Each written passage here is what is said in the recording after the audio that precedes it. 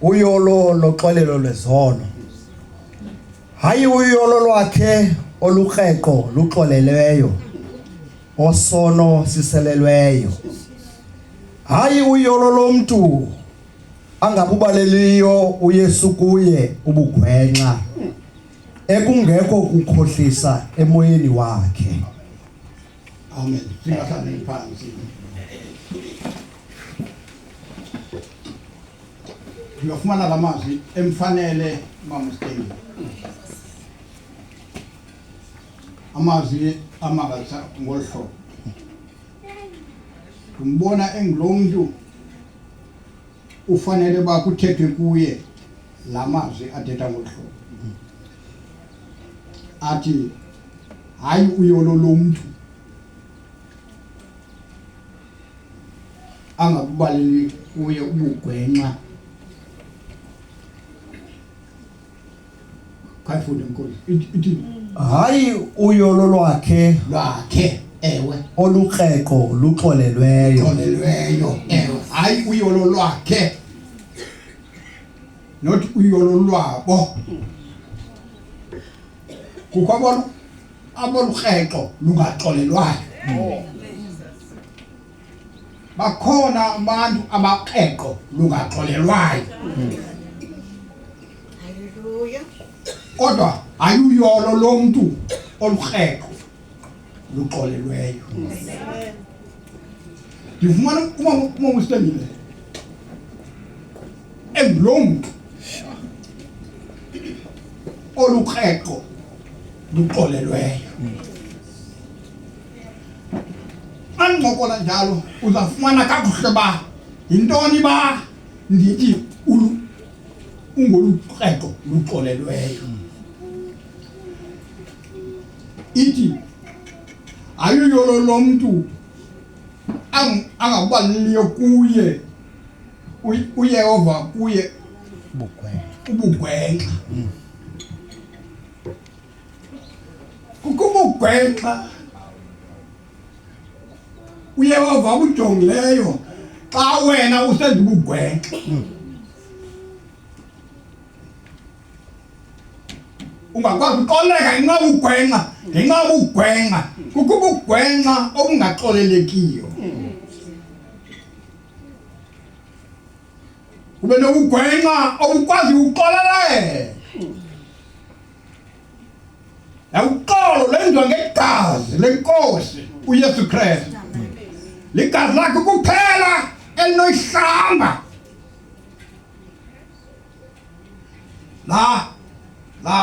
La fleck isemoyeni wakho wobugwenxa. La fleck ithi osono sisilelweyo. Osono sisilelweyo. Ebona ukusela amanzi ayisosono. Lento utyayo ayisosono. Esona sono sesingakholwa kwakho.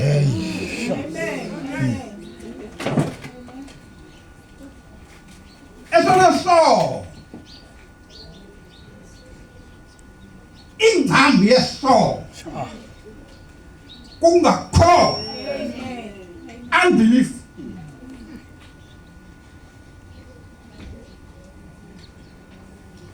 Mamela leko sesibini qaphela ithi ekungekho nkohliso emoyeni wakhe unobugwenxa, unesono,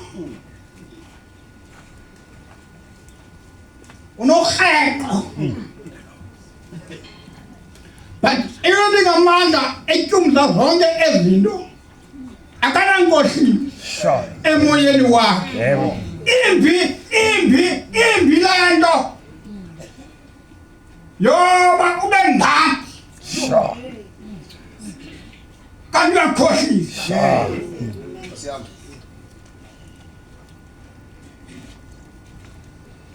Ayuyolo no. Ibhayibheli ngesiza ukuthi blessed is he. Ayuyolo lo muntu ixhego likabalekayo kuyo. Unofunda incwadi yendumiso kwesokuqala. Esatuka lokuqala, evesini yokuqala. Hayi uyolo lomntu ongahambiyo ngecebo labangendawo. Ayiyolo.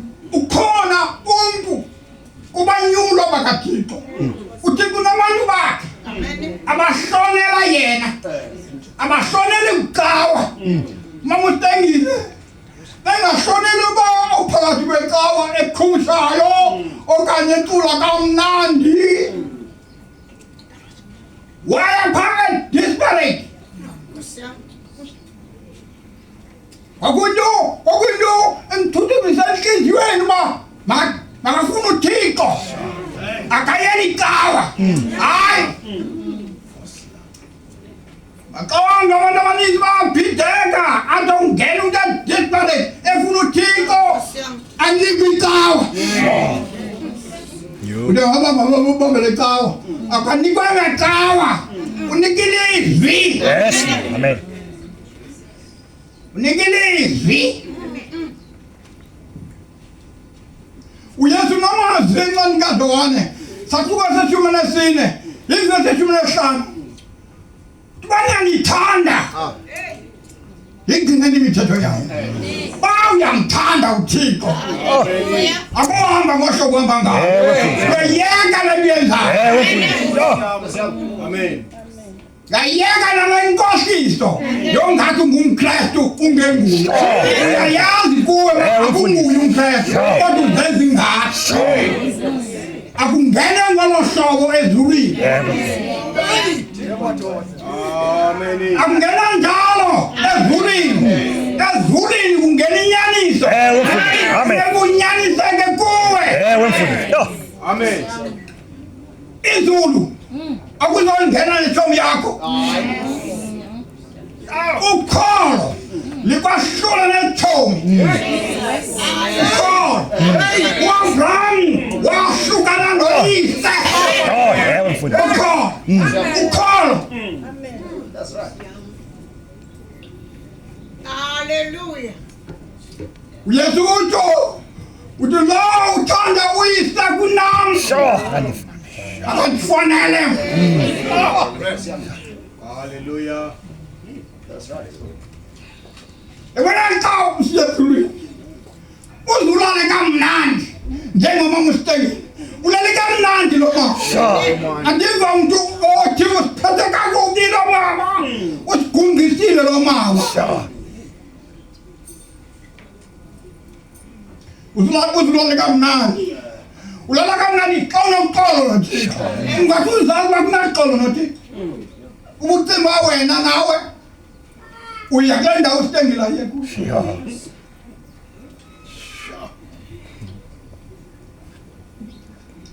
Incwadi kaPaulos kwabaseRoma sahlukweni sesihlanu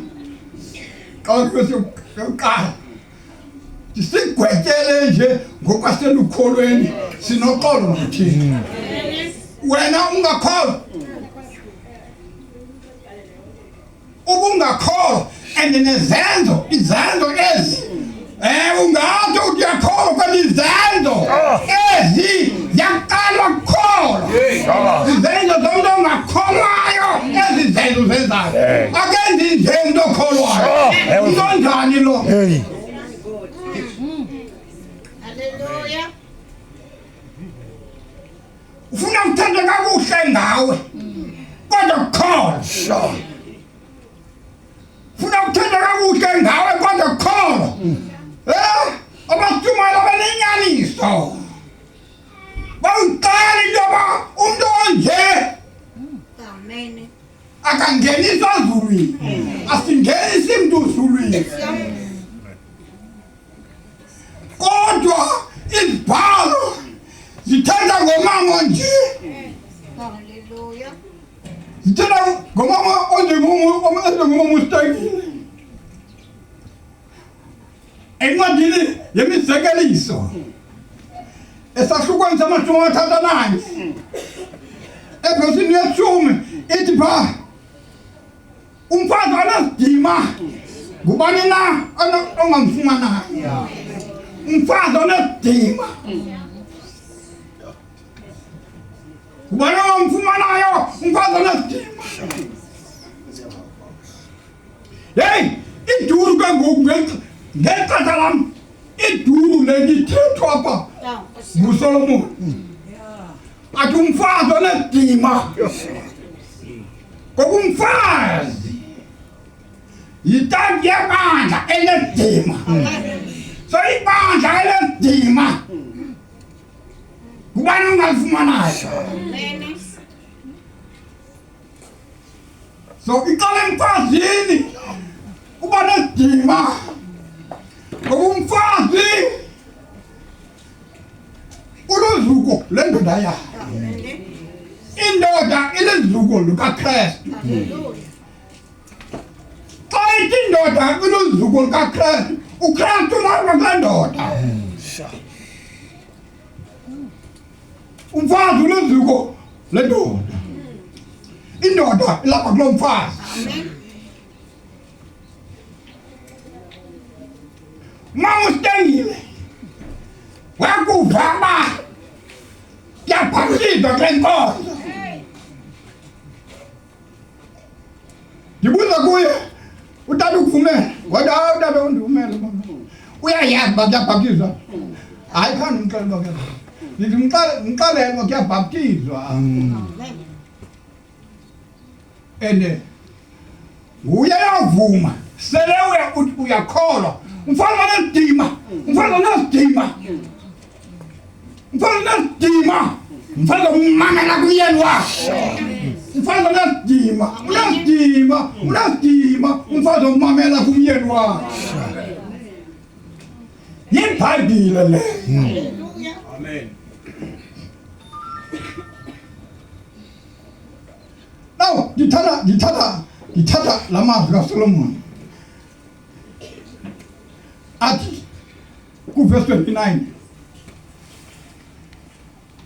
ingathi ngoku utata uStengile luthetha la mazwi athi zininzi intombi ezenza ngokunesidima ke wena uzidlule zonke kuphela Hey, Amen. ngexesha utata uStengile ebona le ntombi azininzi intombi zazikhona ezinesidima kodwa kuye udlule zonke. nesidima kodwa kuye wabona le intombi enesidima wabona le ntombi intombi enesidima zininzi akayali intoba zikhona zininzi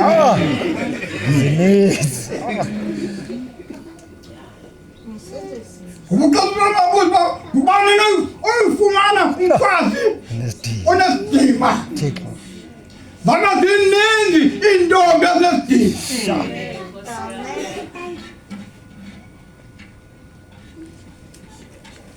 uthi kwivesikaSezantsi athi umfazi oyika uYehova yedwa odunyiswayo yedwa ngumfazi oyika uYehova yedwa odunyiswayo awunodunyiswa mos ungoyiki uYehova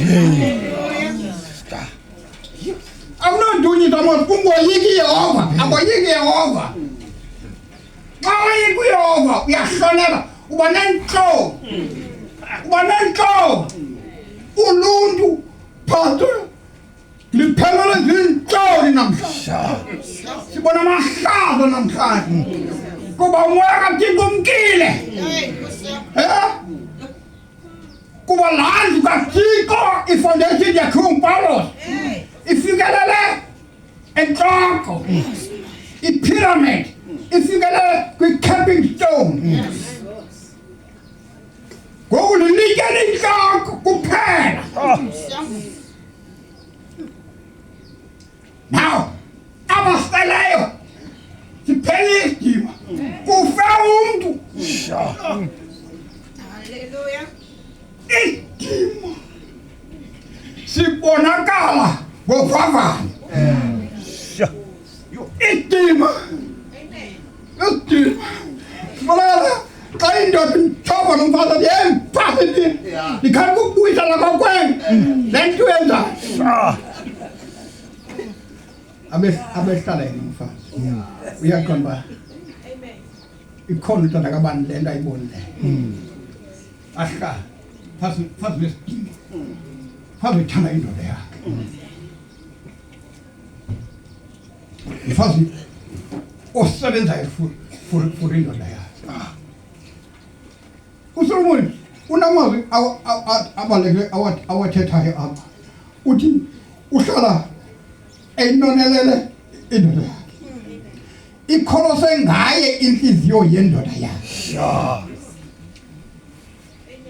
ayisayikuswela nto umfazi nesidima ikholose ngaye inhliziyo yendoda yakhe.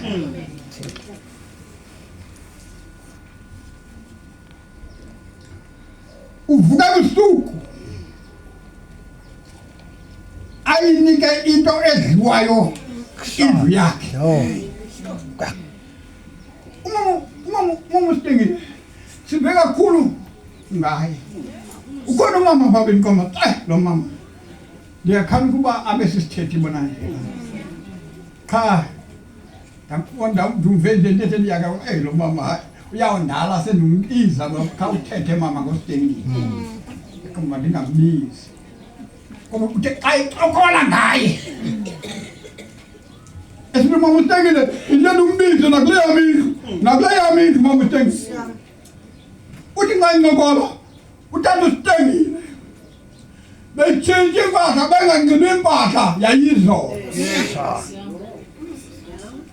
betshintshe impahla bunxiba impahla namhlanje anxiba impahla namhlanje ngengomso uSithengile uyatshintshwa ukwasaza tata ndithinta le mpahla anxibe enye eayiweyo.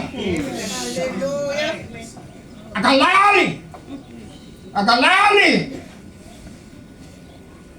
ujongene nokukholisa umyeni wakhe kuba ungumzekelo webandla likaKristu.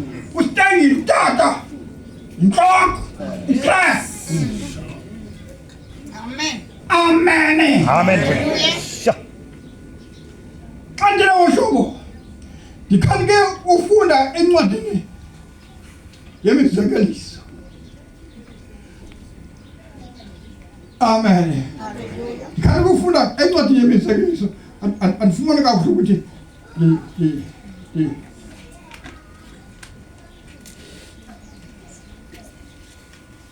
Amen. Hey.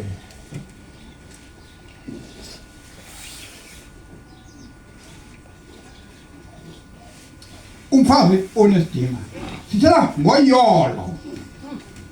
Now sithetha about the blessed one, the blessed person, umuntu osikeleleyo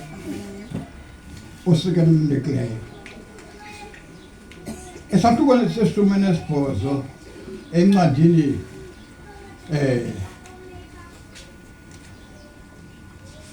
Amen. Usandona kafuthi ba ndifumane indawo enjengale kuba iyabetha kakhulu enhliziyweni zabantu abayifuni.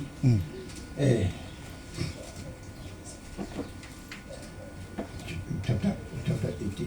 Chapter verse 4. Mizekeliso chapter 18 verse 4. Ngamanzi anzulu amazwi omlomo wendoda. Ngumlanjana obalekayo. Lithende lobulumko. Ukukhetha ubuso bongendawo akulungile. Nokugqwetha ilungisa ekuthetheni ityala. Yes. Okay, imake mkhosi kaThixo. Ndifuna uHezekile. Unkabi sethanda nokukhula. Ndifuna uHezekile chapter 18 abafundi bezibhalo bazayifumana le ndawo. Lo verse 4 ulapha ku chapter 18. La verse 4 yedwa. endimthanda kakhulu. Uyabonani Yabonani? yonke imiphefumulo yeyam. Athi yabonani itsho kuthi sonke. Kuthi yonke imiphefumulo yeyam. Umphefumulo woyise unjengomphefumulo wonyana. Ewe. Yeyam yobibili. Yomibini. Yeka izasibetha xa ugqitha. Uyagqithi. Into endiyithandayo leyo uba uThixo uthi umphefumulo woyise nomphefumulo wonyana yeyam. Athi yeyam yomibili. Kodwa xa ugqitha ingathi into ethi umphefumulo wonayo. Umphefumulo owonayo kuyakufa wona.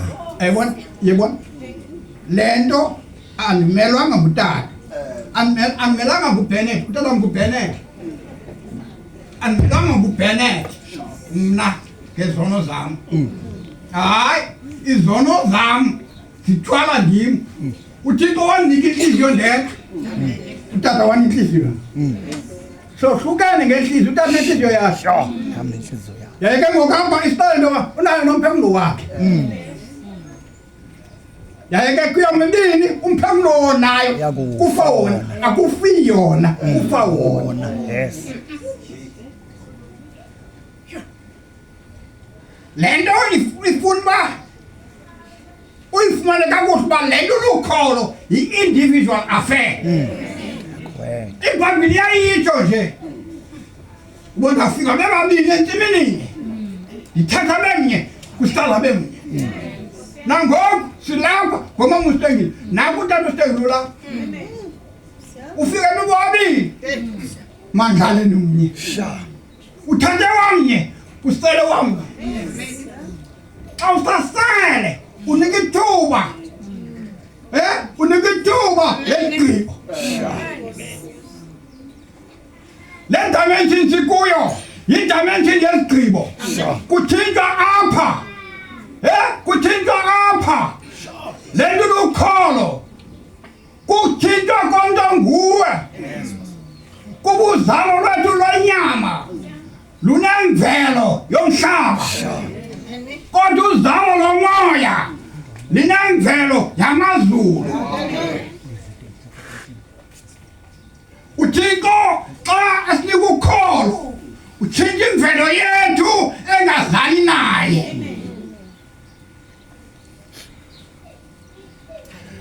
Baninzi ababekholwa ngengqiniseko, bekholwa ngengqiniseko, badibana noYesu, bethetha kunye noYesu benengqiniseko ngokholo lwabo. Kanti bathetha nomntu ozobaxelela into yoba yabona nina anizange nimazi uThixo.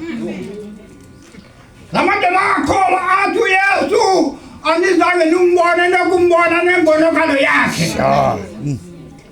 Namazwi akhe aniwazi. Nelizwi lakhe alikho liphila ngaphakathi kwenu. Amen. La madoda akholwa ayogroup yokuqala lebethetha nayo uYesu. Kuba uthetha nabantu baseSamari, eqala nabantu baseSamari, nina nikhonza ningakwaziyo. Kanti thina sikhonza sikwaziyo ngoba usindiso luphuma kumaJuda. Hallelujah. Yabona ikatha namhlanje likhathazela uDike bawunti ayifunda iBhayibhile esahlukweni sesithathu encwadini yesithilelo ivesi yeshumi nesine uyofumana ibandla laseLaodike phaya, ibandla elipolitikayo. Ibandla elizela ipolitiki. Akunaphila namhlanje ungapolitiki. Akukwazi ukuphila ungapolitiki namhlanje. Kodwa umnyulwa kaThixo uyapolitika, kodwa adoyika kuhle angaphosani noThixo. Hallelujah.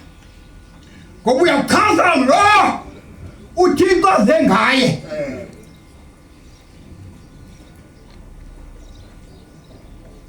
Utalibandla libandla lidikidiki. Da, dikithi. Elibandla xa uthi elibandla ithatha i-age. I-age yelawo dishe iqale ngo-1906. Amen. Ngo-1906 kuqala kwebandla lawo dishe.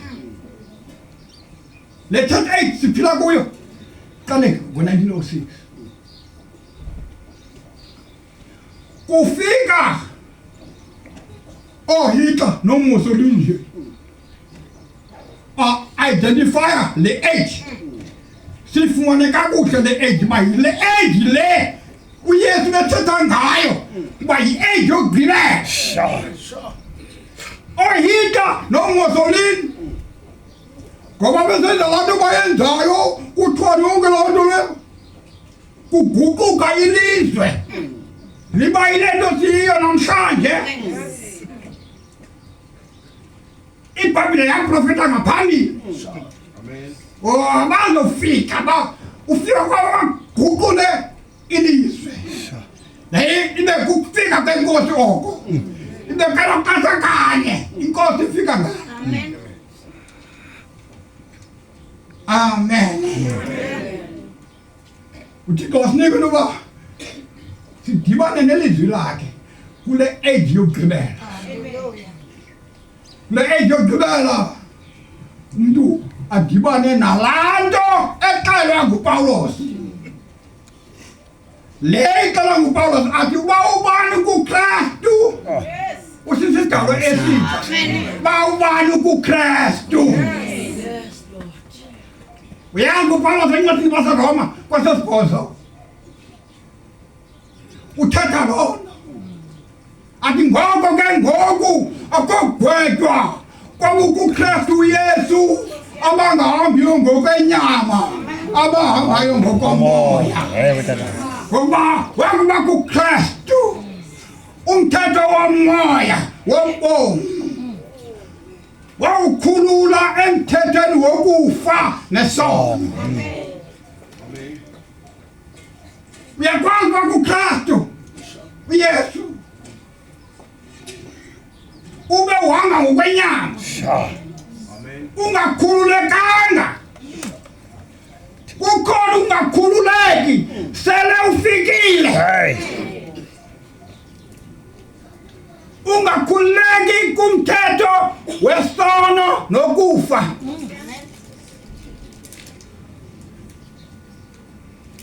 Apha kuwe kwimithetho emibini ophansi kwayo le dimension kukodwa nangoku oba ubani uconnected in heaven. Kanti ubani uconnected underworld. Underworld kulapho idemons zaxhothelwa khona.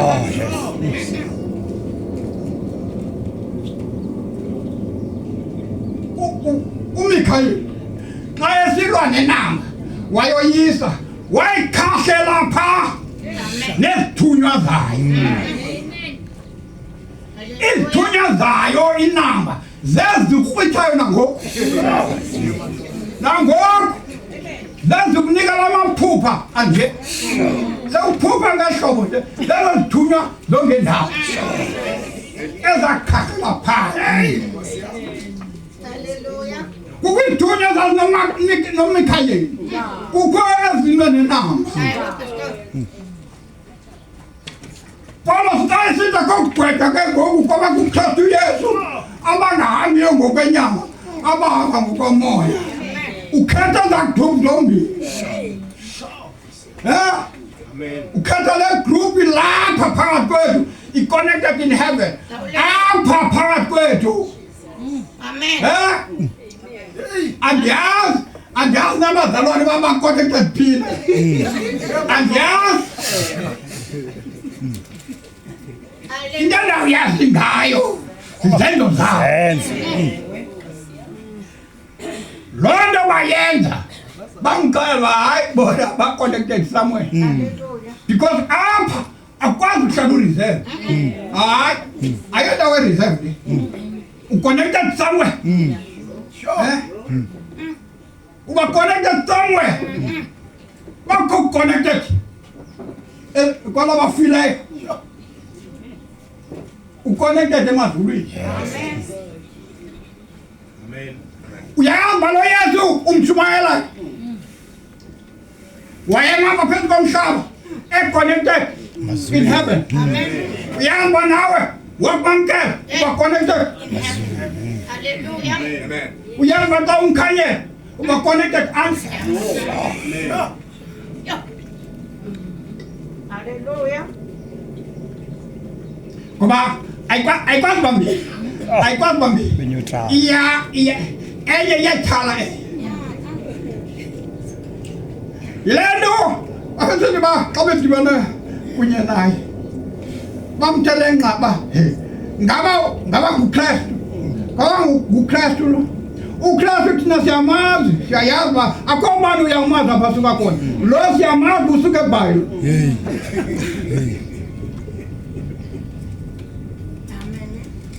linjalo izwi likaThixo ukunqabela abantu lifunyanwa ngulowo umfuna uThixo yaxhomekela ba uyamfuna na uThixo akunamfumana phakathi kwale ngxaki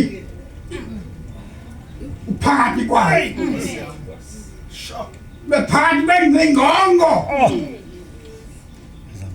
xa phakathi bengcingongo funeka ufane uba mustekile waphuma mustekile Hallelujah. waphuma apha wohlangana nenkosi Amen. uThixo ngumfumani nethoba nangoku ucengana nomzalwane wakho owubamba ungakholwa nangoku ilizwi langoyisa nangoku ngekuyaguquka qha uhloniphe umzalwane wakho nesihlalo siyakwenza ungakholwa ba uyakholwa umzalwane wam ebisehlalweni kunye naye uzawuthini nxa zamkela ilizwi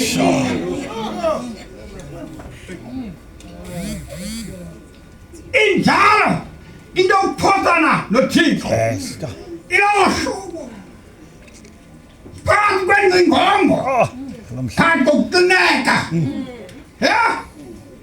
phakathi kwexesha likapawulosi kwixesha lase-efese ixesha likapawulosi lixesha lengonyama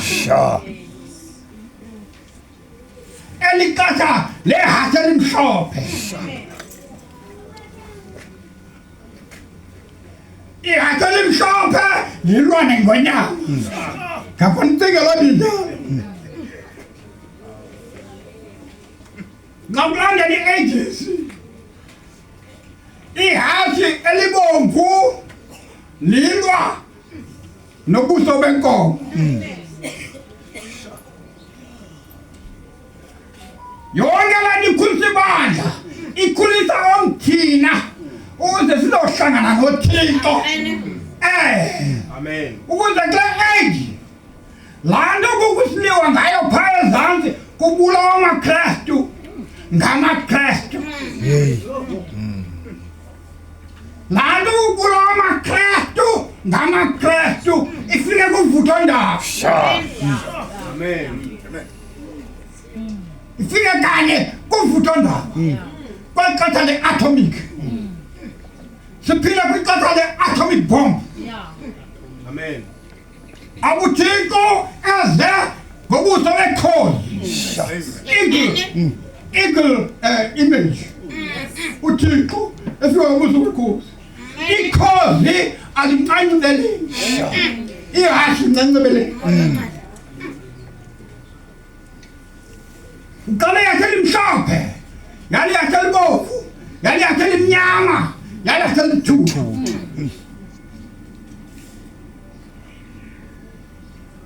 ngakunyuka ngapha yingonyama bubuso enkomo Amen. ubuso bomntu ubuso bekhozi Hallelujah. ezinye ezi ziyancane ikhozi ayincane i-age yakho i-age yekhozi Amen. uyabona ngoku abantwana namhlanje musi banengqondo kwabo bane-intelligence of the eagle prophetic ministry Hallelujah. but very high eqondeni nasekwenzeka izinto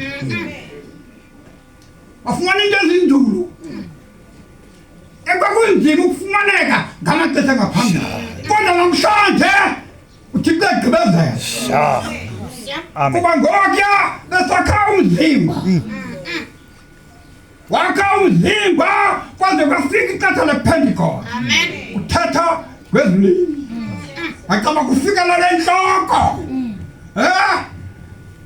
wawugqitha entloko kufika a prophetic ministry Amen. beyond the eyes the intelligence of God Oh, yes. namhlanje i-intelligence of God Yes. Amen. wala ilizwi likathixo namhlanje liyavala icango Amen. liyavala icango kunamhlanje apho nakwamamkela khona Hallelujah.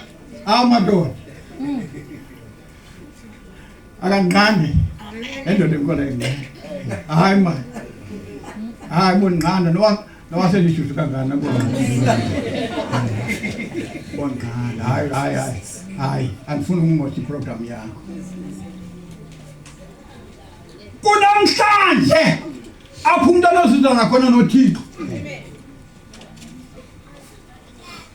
yaye ke ubuxoki benenyaniso buqala ngopawulos right phaa ingonyama lelizwi eliperfect elinganxengwanga iyathi elimhlophe yinto engathi inyaniso kodwa kamva izawubulala elishunyelwa ngupawulos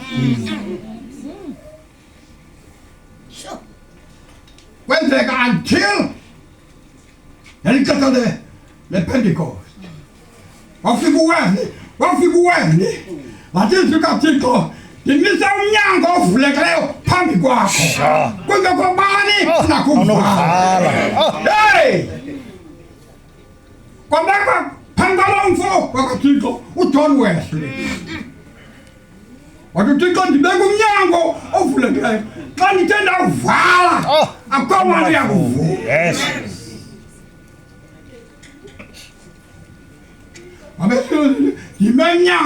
ndimemnyango ndinkonkoza uba ubani uthi avule ndongena kuye adle nam ndidle naye uba uthi uvule bakuvula ngakwazi athi indawo yakho